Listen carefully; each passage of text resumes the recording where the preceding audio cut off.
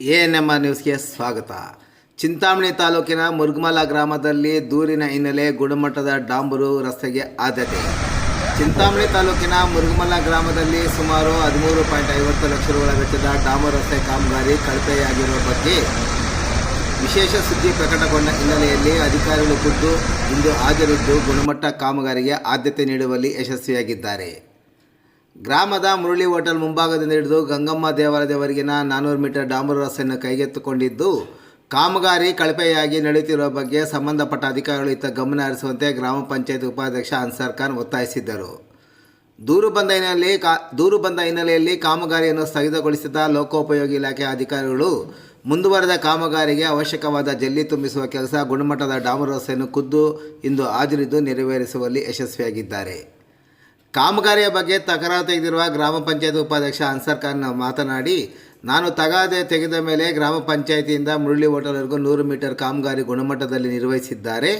ಆದರೆ ಗಂಗಮ್ಮ ದೇವಾಲಯದಿಂದ ಸೊಸೈಟಿವರೆಗೂ ಸುಮಾರು 300 ಮೀಟರ್ ಈ ಮೊದಲೇ ಮಾಡಿರುವ ಡಾಂಬರು ಕಾಮಗಾರಿ ಕಳಪೆಯಾಗಿದ್ದು, ಅದನ್ನು ಪರಿಶೀಲಿಸಬೇಕು. ಅದುವರೆಗೂ ಈ ಬಿಲ್ ಪಾವತಿ ಮಾಡದಂತೆ ಅವರು ಒತ್ತಾಯಿಸಿದ್ದಾರೆ.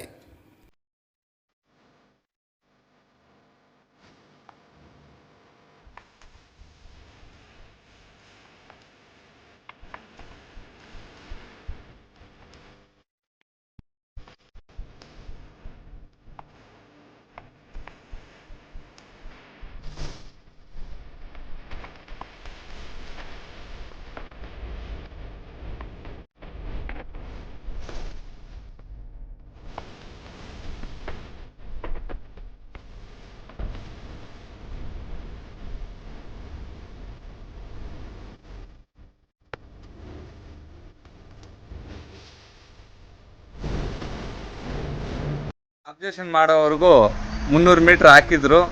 ಆ 300 ಮೀಟರು ಕಳಪೆ ಕಾಮಗಾರಿಕೆ ಆಗಿದೆ.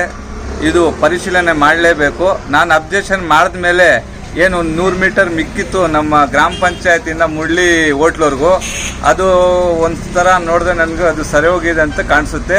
ಇದು 300 ಕಿಲೋಮೀಟ್ರ್ ಸೊಸೈಟಿಯಿಂದ ಹಿಡಿದು ಗಂಗಮ್ಮ ದೇವಸ್ಥಾನವರೆಗೂ ಮಾಡಿರೋದು. ಇದು ಪರಿಶೀಲನೆ ಮಾಡಲೇಬೇಕು. ಅದು ಮಾಡೋವರೆಗೂ ಬಿಲ್ಲು ಮಾಡಬಾರ್ದಂತ ನನ್ನ